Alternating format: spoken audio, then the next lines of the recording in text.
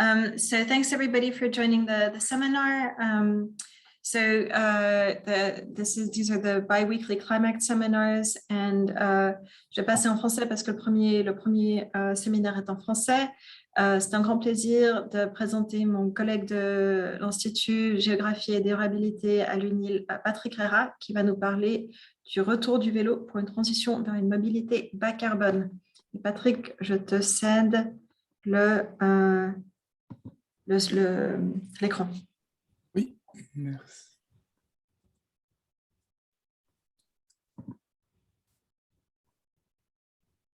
Voilà, est-ce que ça fonctionne? Ok, très bien, merci. Bonjour à tout le monde et merci pour cette opportunité de pouvoir présenter quelques recherches qui sont menées à l'Institut de Géographie et Durabilité et à l'Observatoire universitaire du vélo et des mobilités actives.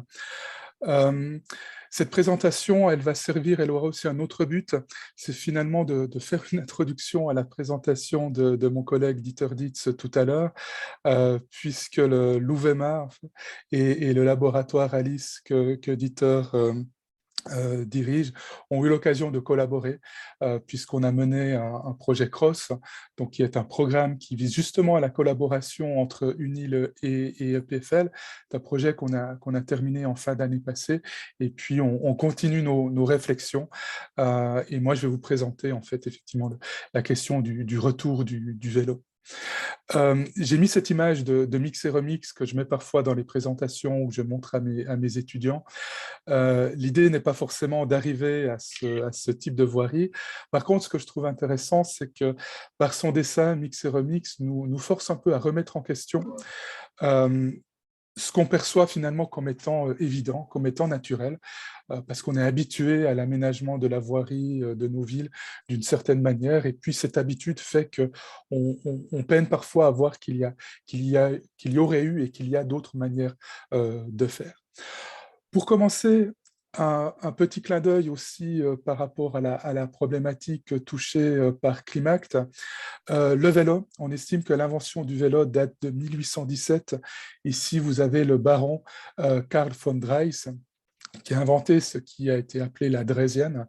Alors, vous voyez que c'est un vélo rudimentaire, il n'y a pas de pédale, il n'y a pas de chaîne, il n'y a pas vraiment il n'y a pas de frein, il n'y a pas vraiment de guidon. Mais pourquoi parler de von Drais et de sa draisienne?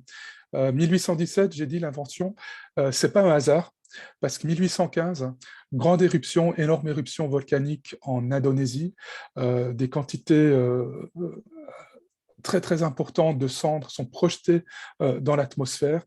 Ces cendres vont réduire l'ensoleillement sur toute la planète. Et qu'est-ce qui se passe? 1816, c'est l'année sans été, les récoltes sont médiocres, il y a des famines ou des menaces de famine. Et puis Drais essaie de trouver une alternative au cheval, qui est le moyen de locomotion courant à l'époque, mais qui consomme aussi beaucoup de nourriture. Donc il cherche une alternative au cheval. Donc tout ça pour faire le lien, pour dire finalement que l'histoire du vélo est, dès son origine, liée aux conditions, ou en tout cas aux conditions climatiques, aux événements climatiques. Et puis, on reviendra sur l'aspect contemporain tout à l'heure. Alors, bien sûr, cet objet va évoluer. Je ne vais pas vous faire l'historique, mais il y a eu un certain nombre d'innovations au 19e siècle. Et puis, vous voyez ici, en bas à droite, ce qu'on appelait la safety bicycle, la bicyclette de sécurité. Pourquoi de sécurité? Si vous regardez les grands billes en haut de l'écran, vous imaginez bien que la sécurité n'était pas forcément quelque chose d'acquis en l'occurrence. Et puis, dans les années 1890, alors les techniciens, les puristes ne seront pas d'accord avec moi, mais en gros, on a le vélo moderne, c'est-à-dire avec les pédales, avec la chaîne, avec les freins, les pneumatiques, etc. Et ce qui est important, c'est qu'à ce moment-là, il y a la production de masse du vélo qui apparaît, les prix vont chuter et le vélo va devenir très accessible, va se démocratiser et va devenir un moyen de transport de masse, justement. Bref historique du vélo en Suisse, en 3 images. Ici, une première image, vous distinguez au loin le Palais fédéral, donc on est à Berne, c'est le pont du Kornhaus, et on est en 1946. 1946, qu'est-ce qu'on constate dans les rues de Berne, mais c'est la même chose dans les rues dans les autres villes suisses ou des autres villes européennes, c'est énormément de cyclistes. On voit également des piétons, on voit les traces de tram pour les transports publics et quasiment pas de voitures. Si vous avez de bons yeux, vous allez voir au début du pont une voiture perdue entre les flux de cyclistes. Donc là, on est en 1946 et la deuxième photo, on est 20 ans plus tard. Milieu des années 60. Qu'est-ce qui se passe en 20 ans? Qu'est-ce qui se passe pendant les 30 glorieuses? Eh bien, c'est la motorisation de la société. Ce sont les deux roues moteurs avec le vélomoteur, moto, etc. Et puis la diffusion énorme qui commence de la voiture individuelle. Et puis, cette motorisation de la société va évincer à la fois dans les pratiques, mais aussi dans les modèles de planification, dans les modèles de développement, dans la manière dont on envisage les villes, dont on envisage les territoires. Donc, il y aura une éviction des mobilités actives, que ce soit la marche et le vélo, qui deviennent totalement marginalisés. Et qu'est-ce qui se passe depuis quelques années? Ça, c'est la situation actuelle.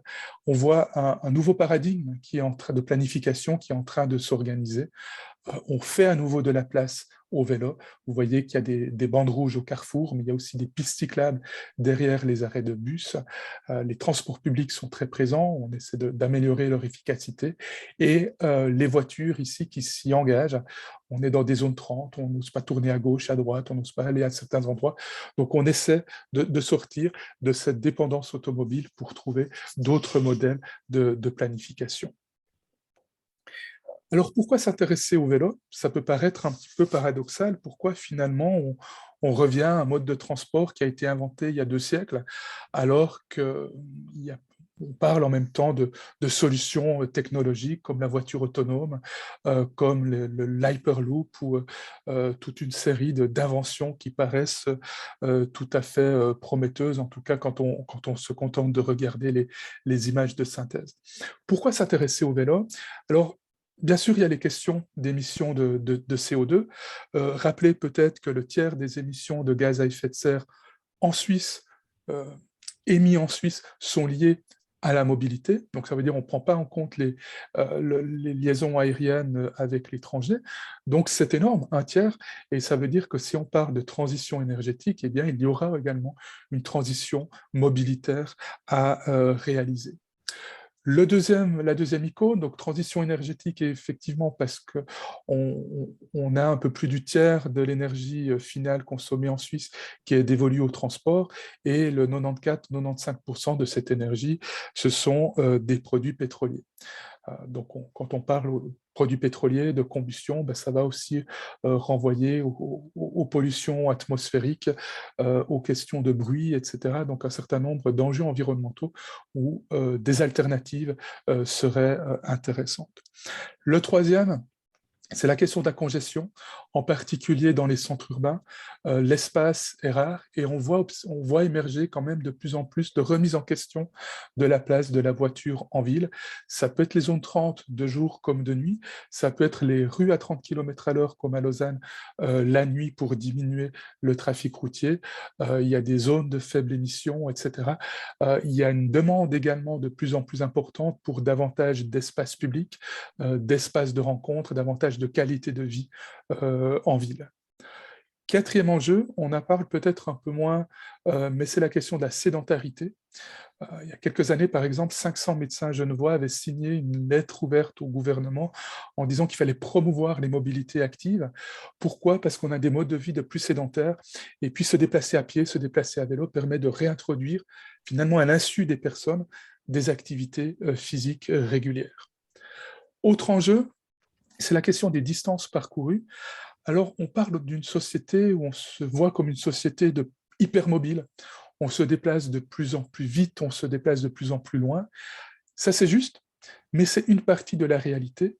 Et il y a une autre facette qui est la proximité. En Suisse, il y a 60% des déplacements qu'on réalise chaque jour qui font moins de 5 km. Si on prend uniquement les trajets qui sont effectués en voiture, la moitié des trajets effectués en voiture, donc de A à B, font moins de 5 km. Donc ça veut dire qu'il y a un potentiel pour les mobilités actives, qui plus est avec l'assistance électrique pour les vélos, pour tous ces déplacements finalement de proximité sur quelques kilomètres. Et le dernier enjeu, c'est la question de la distanciation physique, puisque le vélo a également suscité un regain d'attention avec la pandémie et puis la nécessité de garantir la distanciation physique, mais d'une autre manière que par les transports individuels motorisés. Donc voilà un petit peu ce qui se cache derrière les enjeux et ce retour du vélo. Et nous, ce qui nous a intéressé, c'est de voir un peu plus concrètement comment est-ce que ça se passe en Suisse. Donc un premier chiffre pour poser le contexte. En Suisse, on estime qu'il y a 7% des déplacements qui sont réalisés chaque jour à vélo. Alors 7%, c'est plus que ce qu'on observe dans les pays anglophones ou anglo-saxons, c'est plus que ce qu'on observe dans le pourtour méditerranéen. Par contre, c'est moins élevé, voire nettement moins élevé que ce qui peut être observé par exemple au Danemark et aux Pays-Bas. Et là, on est à l'échelle des pays dans leur ensemble. Si on zoome à l'échelle des villes, on a des valeurs encore plus élevées, plus importantes.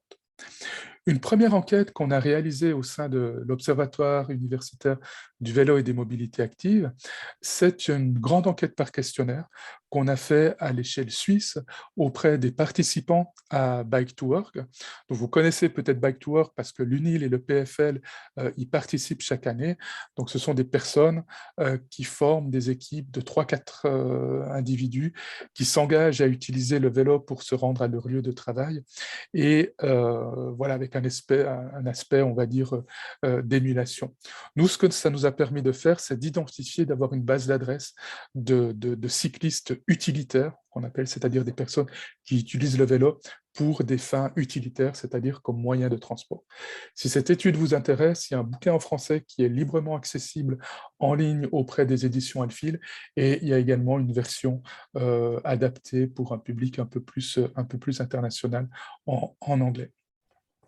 Je vais vous donner uniquement quelques petits résultats tirés de cette enquête, et ça permettra de faire le lien avec la présentation de Dieter tout à l'heure. Une question qu'on a posée, c'est qu'est-ce qui motive ces personnes à utiliser le vélo pour se rendre à leur lieu de travail? Alors, il y avait toute une batterie de questions, des analyses statistiques, mais si on veut résumer, on peut dire qu'il y a 3 grandes familles de motivation. Il y a une première famille de motivation, c'est la question de l'indépendance. Voilà, le vélo est un mode de transport individuel qui permet d'aller d'un point A à un point B, qui est indépendant des horaires et des itinéraires des transports publics. Et souvent, derrière cette idée de simplicité, de flexibilité, de liberté, il y a le vélo qui est contrasté avec les transports publics et leurs horaires fixes, et la voiture et tout ce qui est vu comme étant comme finalement des charges ou des corvées, trouver une place de stationnement, s'occuper de sa voiture, etc. Donc vraiment l'indépendance, aller d'un point A à un point B de manière efficace. Ensuite, il y a la question du bien-être physique et psychique. Et ça, c'est intéressant parce que dans l'étude, dans le domaine de la mobilité et des transports, pendant très longtemps, on estimait que les personnes voulaient se déplacer le plus rapidement possible d'un point A à un point B, et si possible, le meilleur marché. Et en fait, en interrogeant les participants en Bike to Work, on a remarqué que le trajet en tant que tel, quand il était réalisé à vélo, il était valorisé.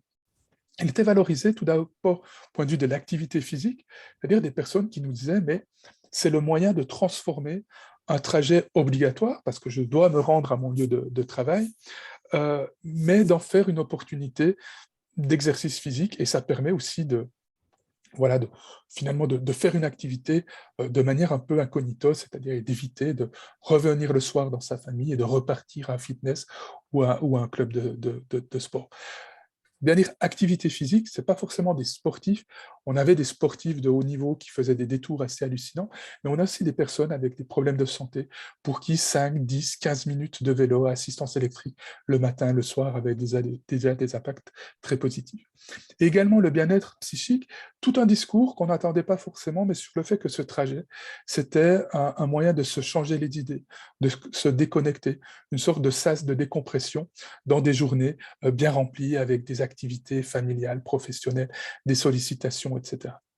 Et puis finalement, il y avait une troisième famille, mais importante, mais quand on creusait, on voyait qu'elle était plutôt en deuxième plan, c'est l'engagement civique, l'idée d'action citoyenne, de montrer l'exemple, d'être en accord avec ses convictions, de faire un geste pour l'environnement. C'est peut-être quelque chose qui est important et qui prédispose les personnes à utiliser le vélo, mais après, elles ne voyaient pas le vélo se déplacer à vélo comme un sacrifice pour une cause environnementale. Il y a les deux premières familles de motivation qui apparaissaient comme étant plus importantes. Après, ces résultats, ils sont positifs parce qu'on parle de motivation, c'est-à-dire des éléments qui font bouger, qui incitent une personne à adopter un certain comportement. Mais il y a d'autres résultats qui étaient moins positifs et un peu plus problématiques.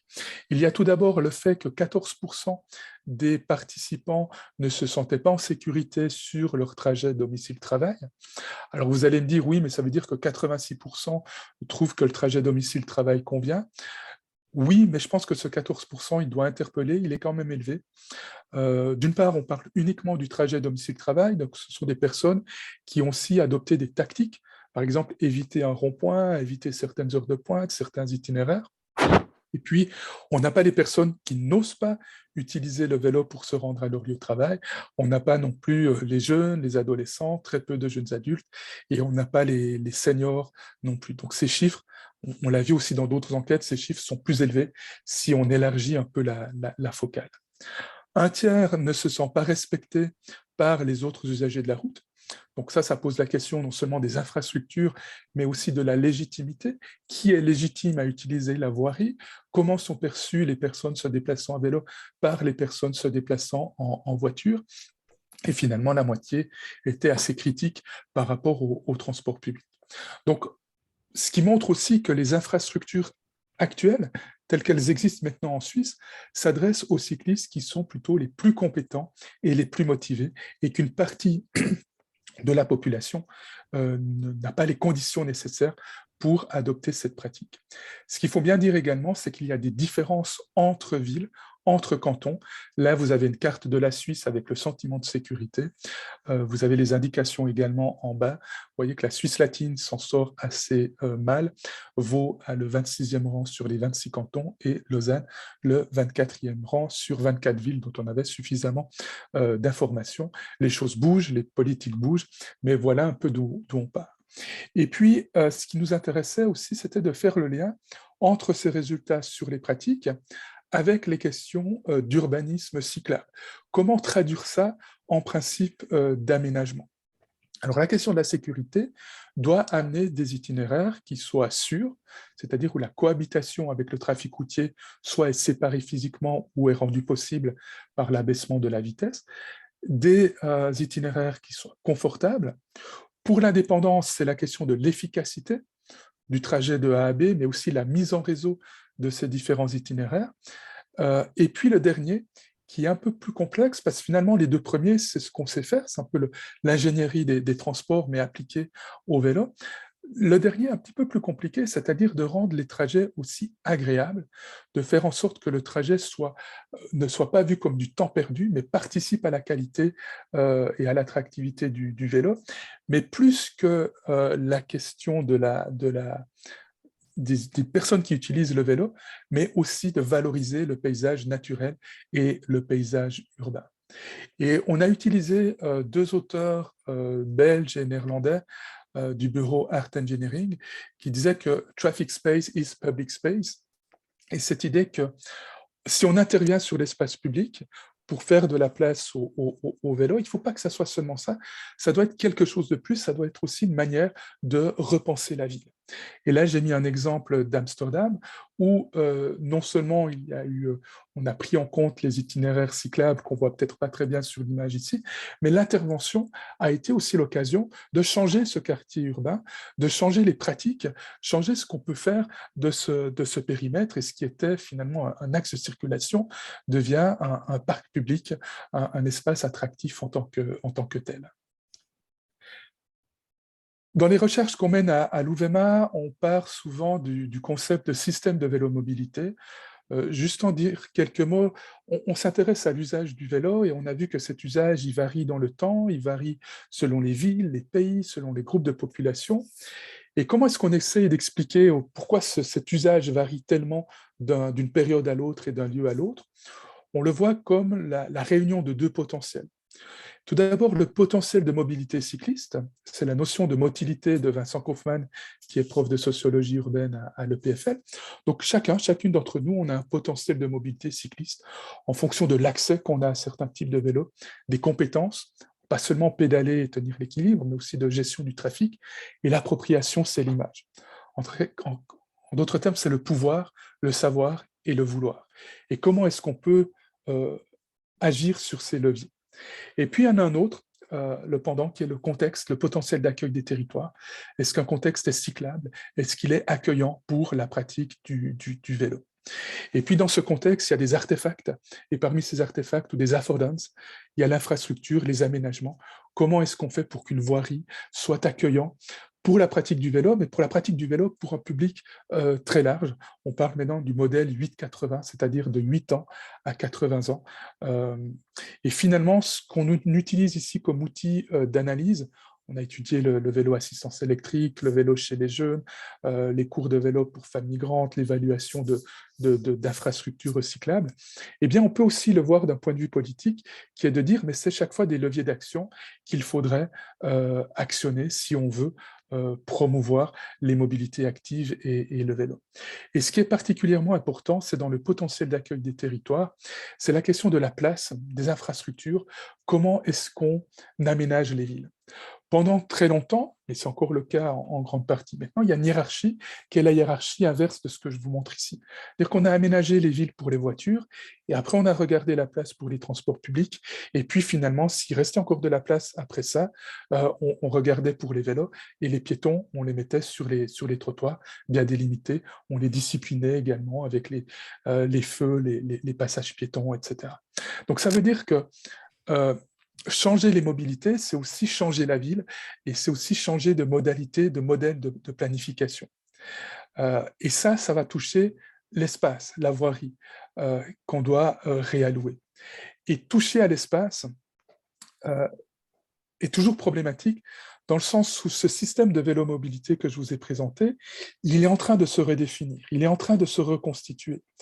Mais il se reconstitue dans un contexte qui est dominé par un système automobile qui, lui, est très complet, très ancré, à la fois dans les imaginaires, les normes sociales, dans la voirie, dans les investissements, dans les politiques, dans les enjeux économiques.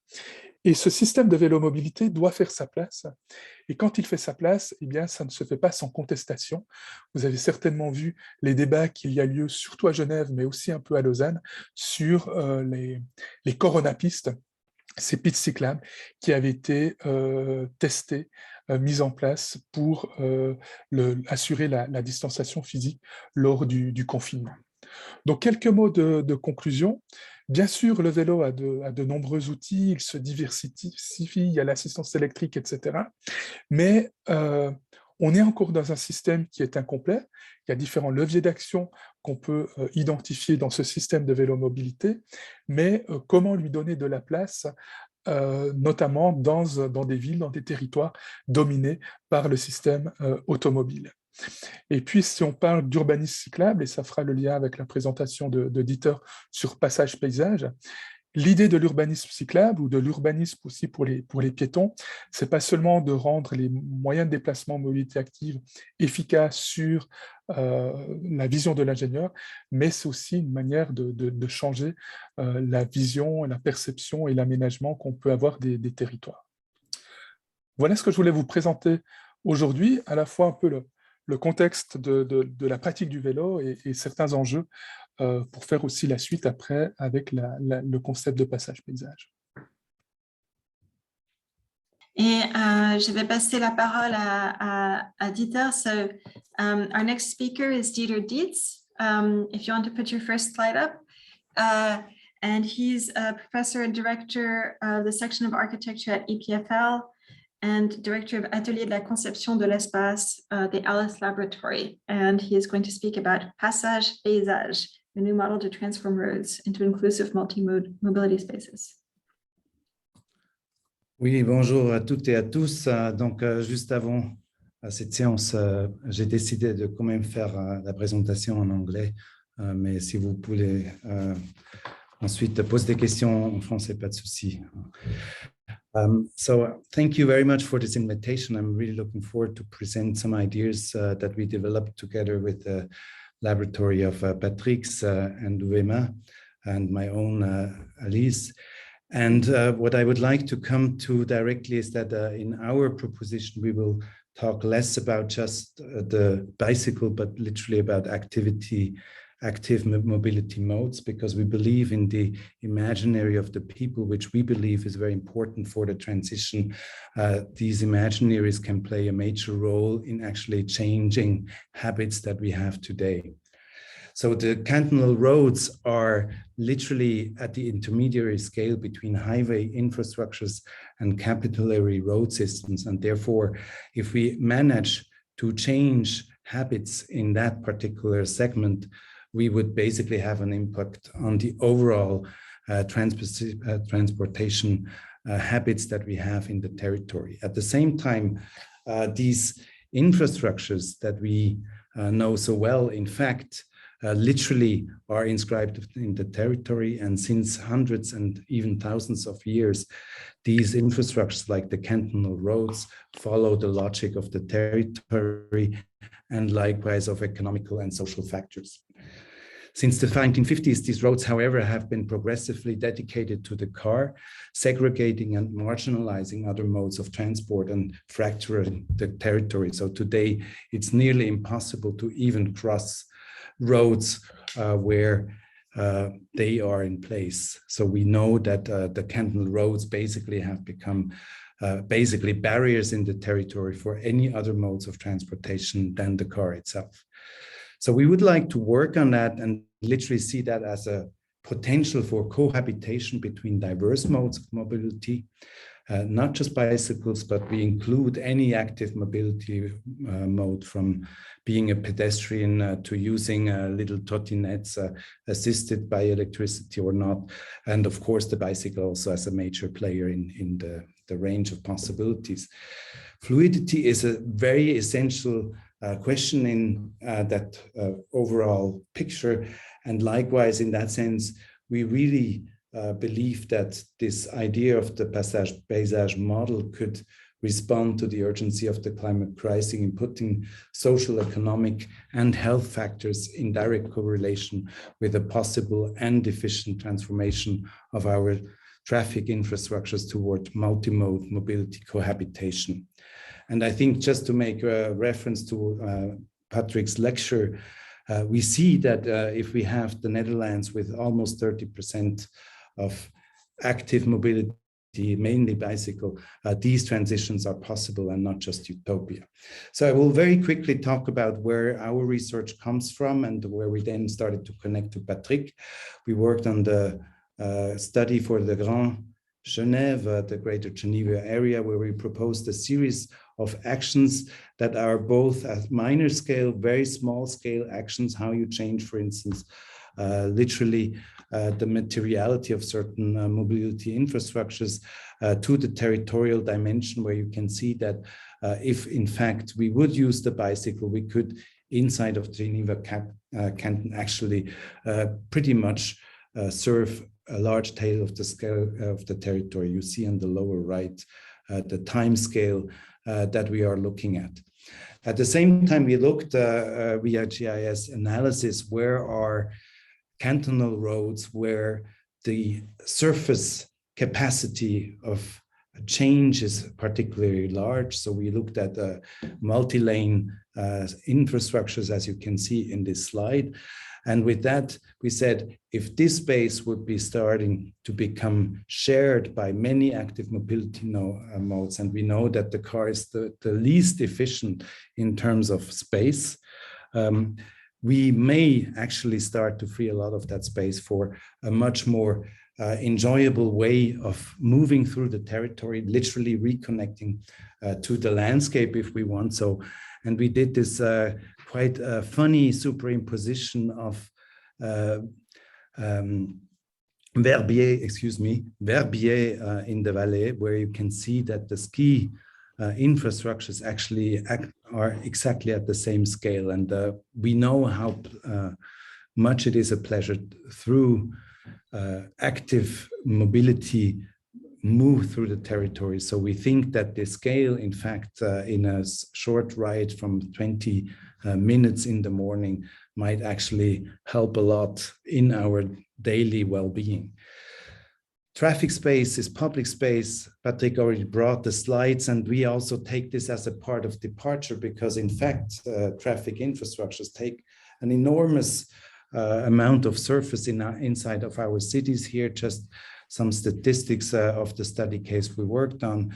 And this amazing amount of surface can be transformed into a shared space where different flows meet. So instead of separating, we think cohabitation might be a very interesting way to see this whole problematic and really extend our understanding of mobility in that sense that we think of cohabitation that will bring together those factors that here reference to Jan Gehl, where we have life, which makes part of a city. We have space, literally the space between buildings, and then of course we have the buildings. And how can all these factors really change the paradigms, how we conceive our cities? And we see many examples already that bring together this public aspect of literally desires that start to merge from activity in public space together with many dimensions that are important in the ecological transition of our cities. So we can start to think, if we free space, also to free space for planting trees, for instance. It's another project we're working on. We can think of how we work together with the agents in the cities. So literally collaboratively thinking about the space that we will transform. This is very important, we believe, because we know that exactly that space is heavily contested. And instead of just having the top-down dimensions of planning, we think that actually including democratic processes, but in particular what we call contributive processes, where people literally bring in their ideas, changes the way we think about changing the city itself.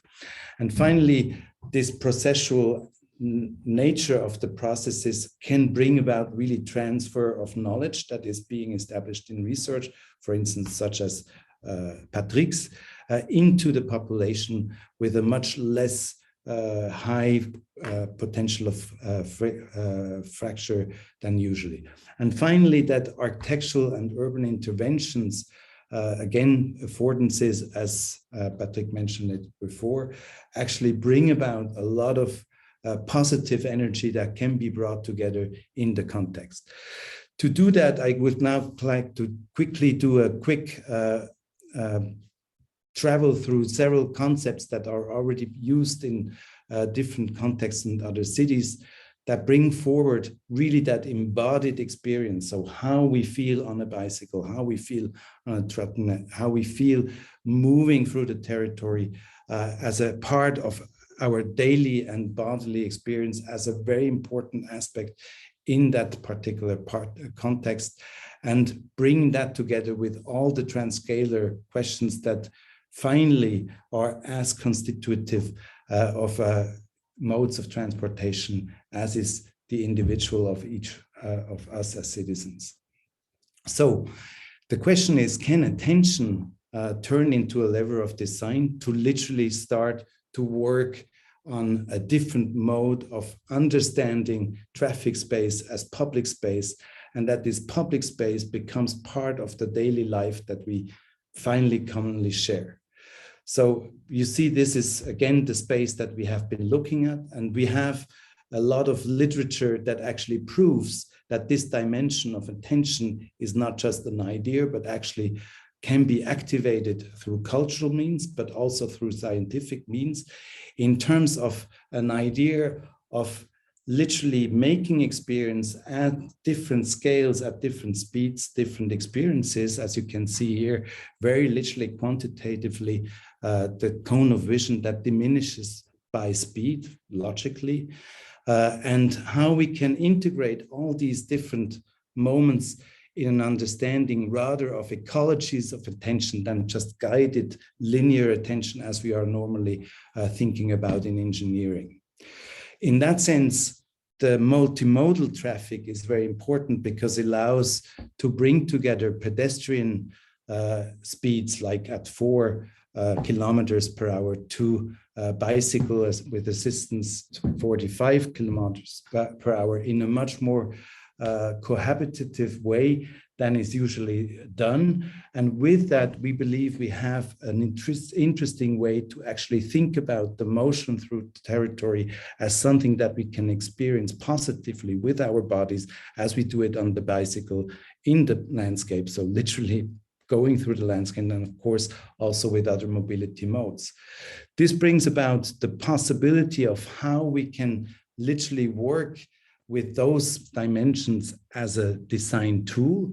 So you have here, for instance, some examples that I will quickly run through from other cities. Here, the High Line in New York, which again brings together different modes of vegetations, of activity. Here, the pedestrian as a main part, but likewise in earlier examples, like here, for instance, the Emerald Necklace in Boston, where already in the 19th century, the idea was to bring together diverse infrastructures into a coherent system that is basically connecting parts of the city also as ecological systems, literally creating biodiverse corridors throughout the city, allowing to understand the traffic space also as an ecological space, very literally in the transition, of course, a space that becomes very important also in environmental sciences, where we can start to activate, for instance, plantation as a way to mitigate climate change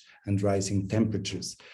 Further examples, here one in Barcelona, and then here again, the High Line example that translates existing infrastructures into totally different types of connecting infrastructures, likewise here in Berlin, and further examples here again in Spain, and this one very well known, the superblocks in Barcelona, where the traffic system has been rethought.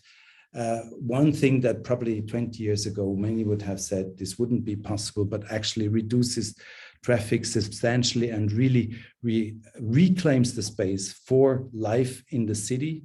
This is an ongoing transformation of a 1 million inhabitant city that actually technically works perfectly in reclaiming traffic space that was just car space by a very ingenious, very simple concept that basically works on the topological level of transportation. And to come now to the case study that Passage Paysage basically proposes in the Geneva Reason is exactly to reconnect those cantonal roads with their territory. And you see on this slide how we basically, similar to the Necklace Park in Boston, reconnect that space with paths and landscapes all around, literally creating porosity instead of barriers. And I will run through that very quickly. So you see here the context of the Greater Geneva and the Route de Meyrin here on the right in 1950, where you can see, yes, this did connect the different parts, but at the same time, it left totally the possibility also to transversally cross that same network, whereas today this is a major barrier that you cannot, even if you wanted to, and if you're a daredevil, cross as a pedestrian. With that said, it's also a barrier for other corridors. So for instance, ecological corridors. And our argument is that if we connect the ecological questions, the health questions, the economic questions, and the fluidity questions all at once, we will be able to bring together these dimensions into a network that is again more porous, that has reduced speed, but more fluidity, and will reconnect the public programs, institutions, the habitats of living beings, both human and non-human, into a context that here, for instance, the school buildings that are around those axes that allow to again use public space that always was public space, but today became traffic space, or in the last 40 years, 50 years, to reclaim it back into a continuous network of capillary spaces that allow for life, both human and non-human, to evolve, to live together, to cohabit this space, both in terms of literally the landscape dimension at multiple speed, while still, of course, also foreseeing what they call in Geneva the Voie Verte and the Axe Fort. So the Axe Fort being for the more faster traffic on mobility instruments such as bicycles, whereas the Voie Verte literally becomes a type of linear park as it is interpreted very recently. I will show you now a few examples of first the research that was being done by UVMA and basically brought a criteria of what was already working well in terms of bicycle traffic with those criteria that have been announced before also by Patrick. So the efficiency, continuity, security, comfort, perceptions, then of course the report or the transfer to other modal mobility possibilities, the landscape value, and the inclusion of socioeconomic factors. And this brought these results where we can see there's a lot of red and orange along those major roads, not surprisingly, and the same also for pedestrians, as you can see here, which basically brings about the potential that we can say, if we reconsider the space today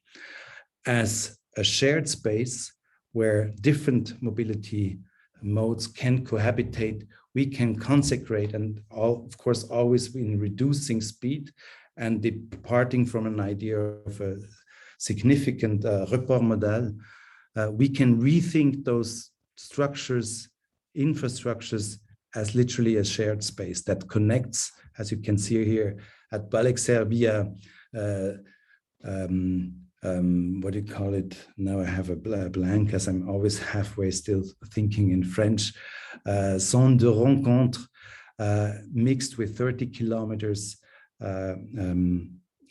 parts, and literally bringing about the transformation of parts of the network that today is only for the cars into shared mobility modes. And I can see share also here at other places in the Geneva network that we studied, that basically the images that you've seen before from Barcelona in a fully transformed network will bring about other possible uses and would bring about also a significant shift in the quality of experience, as you can see on this table here, again effectuated by UVMA for the pedestrians and the bicycle.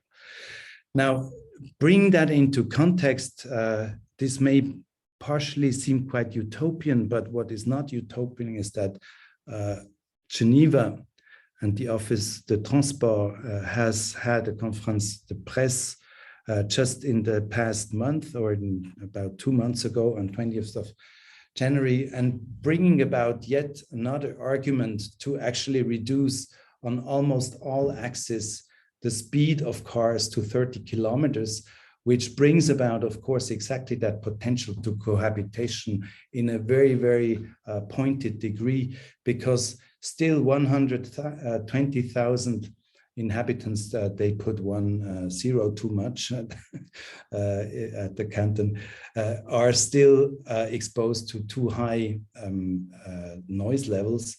And basically, Geneva is now starting to act upon that. And here, just to give you another idea again about the situation today.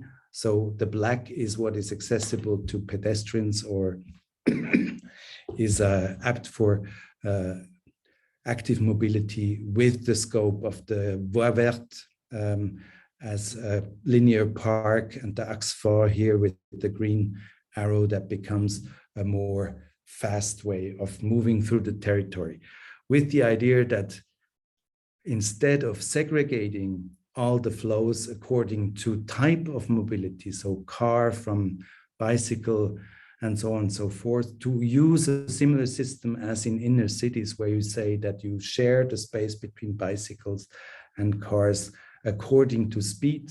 And likewise, that this kind of gradient condition could be expanded also to other contexts.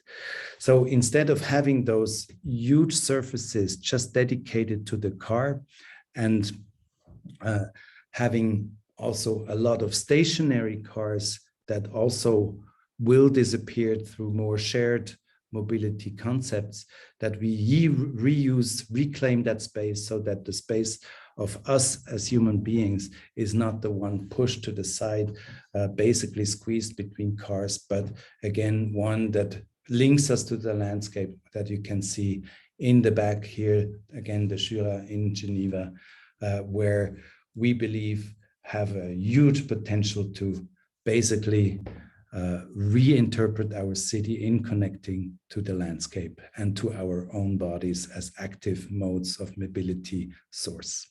Thank you very much.